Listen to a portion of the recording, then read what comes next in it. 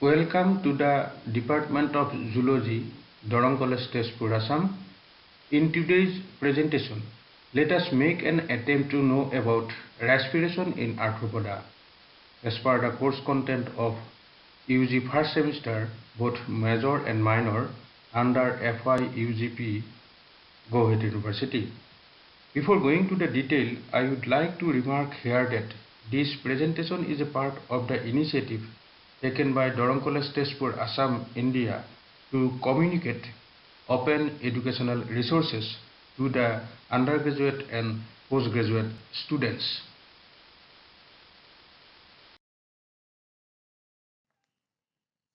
As we know, the primary aim of respiratory systems in arthropods and in other animals is to deliver oxygen from the air to the tissues and to transport carbon dioxide from the tissues to the air. The phylum Arthropoda is the largest group of animal world. They live in different types of habitats, including terrestrial and aquatic. Accordingly, the arthropods have developed different structures and mechanism of respiration.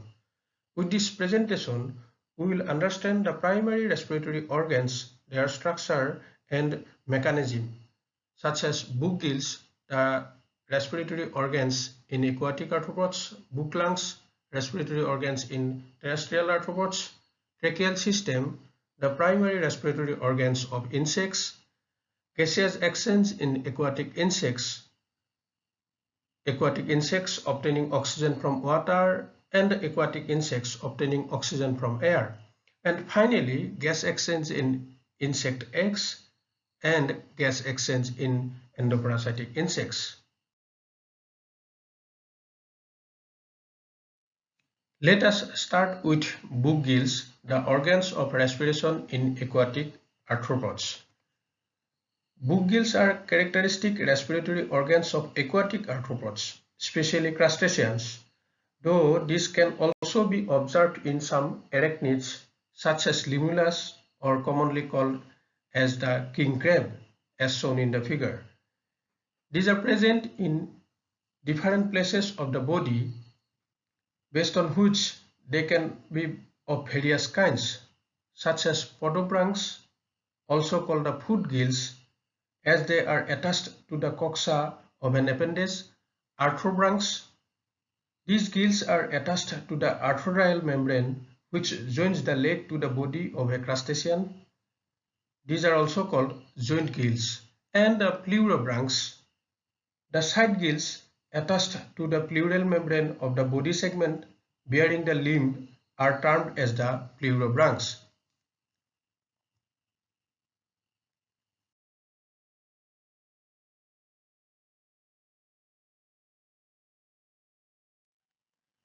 Structure of book gills. The book gills are often flap-like or crescentic in shape.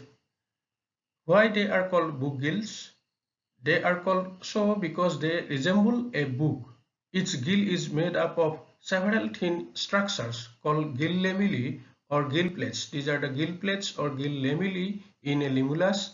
These are arranged like the leaves oblique pages of a book at the right angle to the gill base, which is also called the gill axis.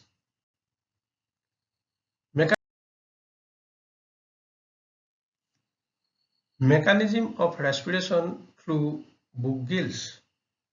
Book gills, like fish gills, are bathed in water and supplied with blood vessels. The exchange of respiratory gases takes place between water and blood flowing through the gill lamellae.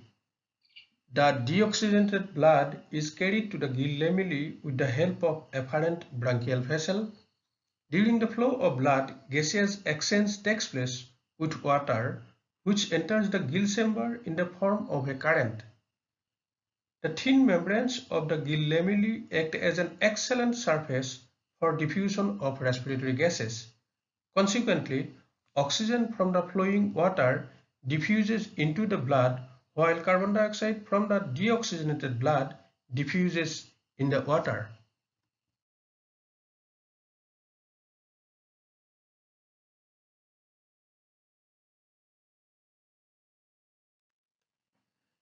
Similar to those of book gills in aquatic arthropods, book lungs are the organs of respiration in terrestrial arthropods. These are always in pairs and considered to be evolved from book gills as an adaptation of terrestrial mode of life. As shown in the diagram, book lungs are often located in the abdominal segments of the arachnids. Book lungs are blind in pocketings with highly folded inner linings across which gases diffuse between hemolymph and the air.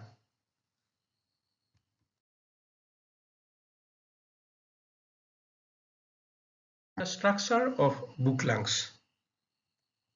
As shown in the figure, a book lung is consisting of two parts, a dorsal chamber and a ventral chamber.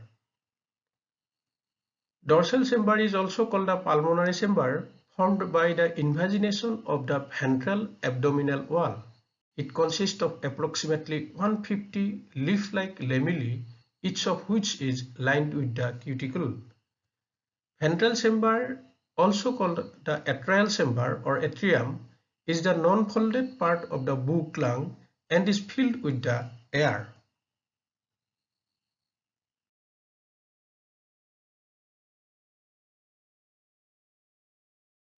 Mechanism of respiration through book lungs. The movement of air in the book lungs is controlled by certain muscles attached to them. These include atrial muscles and dorsoventral muscles. The contraction of the muscles results in the compression of the book lungs. As a result, the air is forced out from the interlamellar spaces to the atrial chamber, from where it is released outside through stigma or spiracles. On the contrary, the book lungs regain their shape by the relaxation of the muscles, and the air enters the atrial chamber through stigma reaching interlamellar spaces. In the figure, this is the interlamellar space, and these are the lamellae of lungs, and this is the atrium or atrial chamber, and this is the spiracular opening or stigma.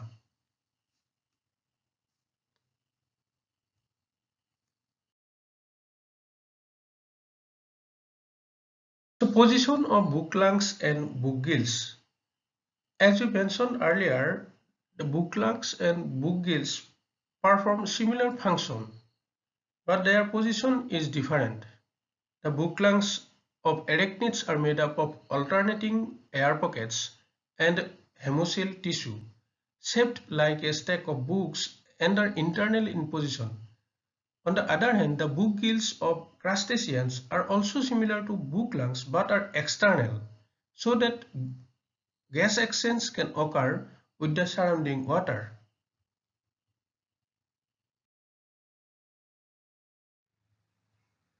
Now we will try to understand the primary respiratory organs of insects, the tracheal system. Gaseous exchange in a majority of insects occur through a system of the air-filled internal tubes. The tracheal system. Tracheal system simply are the air-filled internal tubes. An air-filled cuticle-lined invagination, the finer branches of which extend to all parts of the body. Oxygen is carried by the trachea in the gas phase directly to its site of utilization. While most of insects appear to have intracellular hemoglobin and some groups of insects have hemocyanin in the hemolymph, the dominant pathway of gas exchange is by air-filled trachea. The tracheal systems provide a lightweight, high-capacity oxygen delivery system that enables the highest rate of gas exchange in animals and recovery from anoxia by diffusion. The trachea opens to the exterior. The trachea opens to the exterior with the help of spiracles. Usually two pairs of 2 pairs of spiracles on the thorax and 7 or 8 pairs of spiracles on the abdominal region in insects.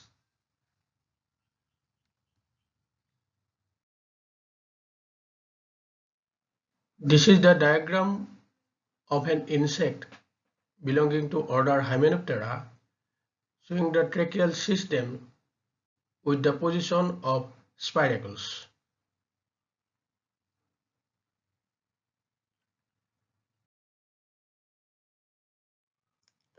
Let us try to understand the movement of air in the tracheal system, or simply gaseous exchange through the tracheal system. The gaseous exchange in the tracheal system is primarily by diffusion and ventilation. It takes place in the following steps: alternate contractions and expansion of the insect abdomen lead to the changes in the diameter of trachea, which results in the movement of air in or out of the trachea. During inspiration, air enters the trachea through the spiracles and passes through the tracheoles to the fluid-filled tips, where it gets dissolved in the fluid. Now the oxygen diffuses from the tracheoles into the body cells, whereas carbon dioxide diffuses from the cells into the tracheoles. During expiration, carbon dioxide-rich air is released outside the body through trachea. However, carbon dioxide can also diffuse outside through the cuticular covering of the body.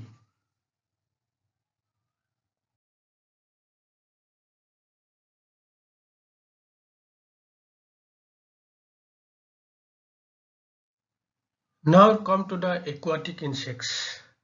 Gaseous exchange in aquatic insects.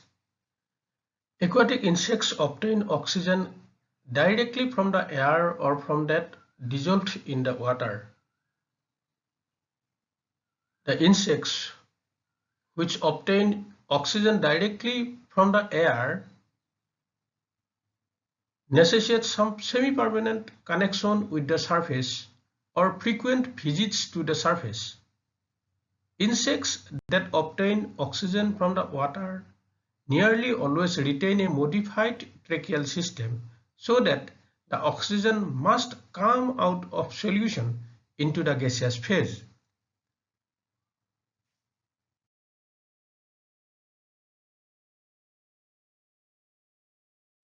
Now I want to explain briefly about the structures involved in case of aquatic insects for obtaining oxygen.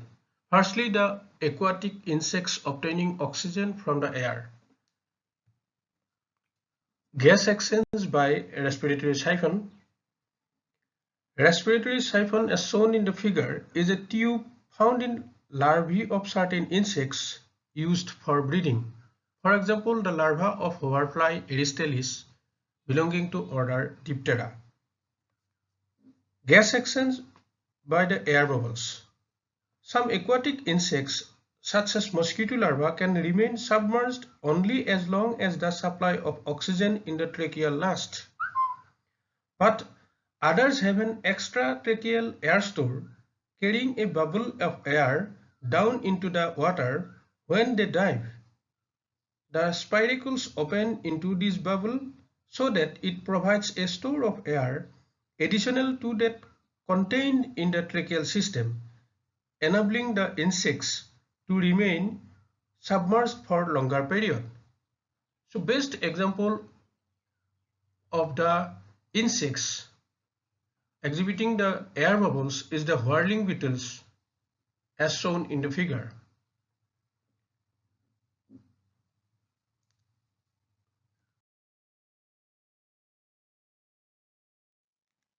Gaseous exchange in aquatic insects obtaining oxygen from water involves a variety of structures such as tracheal gills, plastron, spiracular gills, blood gills, and respiratory trumpet. Before going to detail of these structures, one important point to be noted here that in all insects living in water, some inward diffusion of oxygen from the water takes place through the cuticle. Cutaneous diffusion depends on the permeability of the cuticle and the lower oxygen tension in the tissues as compared with the water. The majority of insects that obtain oxygen from water do have a tracheal system, although the spiracles are non-functional. This is called a closed tracheal system.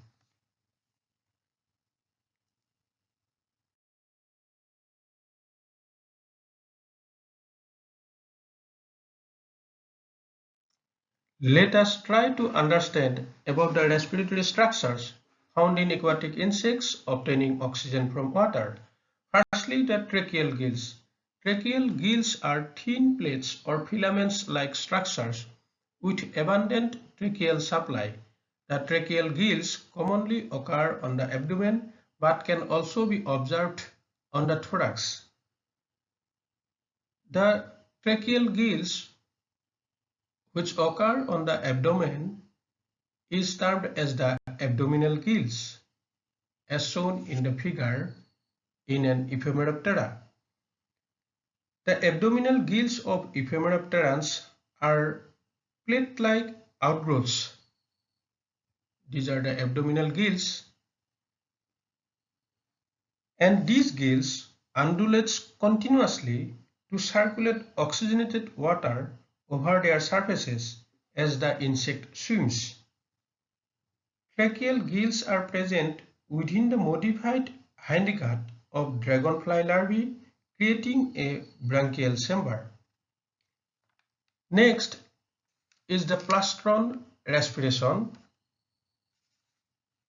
Certain insect species have specialized structures holding a permanent thin film of air on the outside of the body in such a way that an extensive air-water interface is always present for gaseous exchange. This film of gas is called a plastron, as shown in the figure. Plastron of Aphilocherias belonging to order Hemiptera and macroplastron of Hydrophilus belonging to order Coleoptera. Hydrophilus is a very common aquatic insect found in the freshwater bodies of Assam. Next,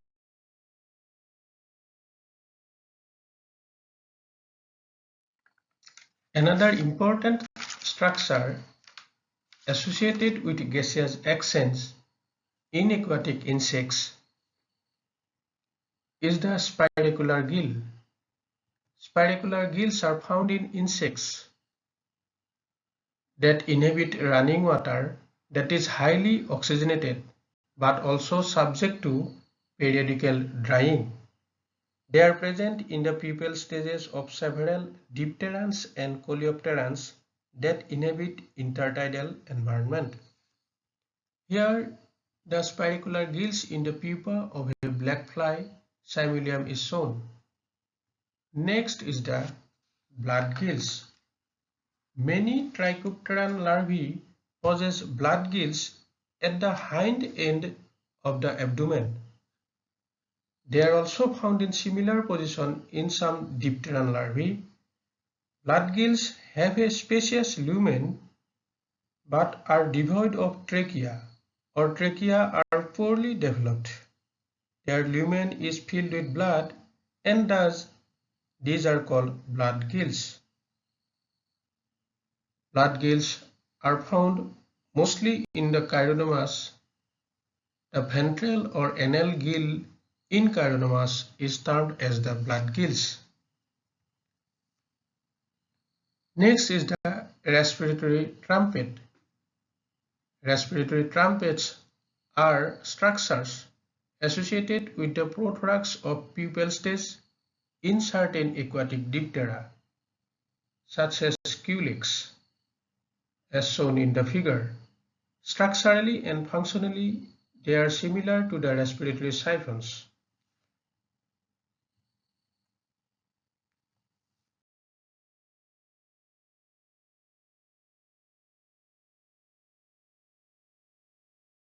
Gas exchange in insect eggs. Physiological studies suggest that the egg chorion is a high-resistance structure designed to minimize water loss while allowing adequate oxygen delivery. Gas exchange in insect eggs occurs by diffusion through wax or protein layers. The eggs of many terrestrial insects are subject to occasional flooding, and those of many species have a chorionic plastron. Elongate projections of the egg chorion that form a plastron on the egg, facilitating gas exchange but minimizing water loss, is called a respiratory horn. Respiratory horns are found on the eggs of several taxa, including Diptera, Hymenoptera, and some Hemiptera.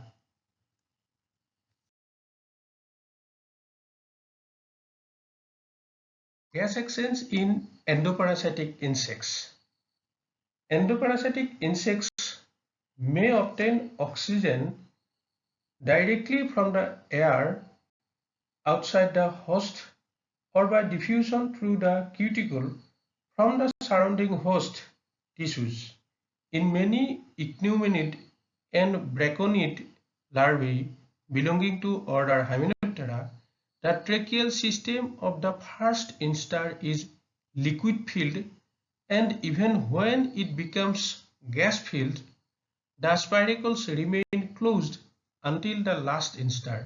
Thus, these insects and the young larvae of most parasitic Diptera depend entirely on cutaneous diffusion. These are the references or suggested readings you can go through. Rupert and Barnes Invertebrate Zoology, 8th edition. Chapman, The Insect's Structure and Function, 5th edition. Bluska, Murray and Shuster, Invertebrates, 3rd edition. Raj and Hazarika, Non-Chordates, 1st edition. This is our book published in this year. And some web materials. Thank you very much for your time in this presentation. Your feedback is highly appreciated. You can contact me at hazarika.rabindra@gmail.com.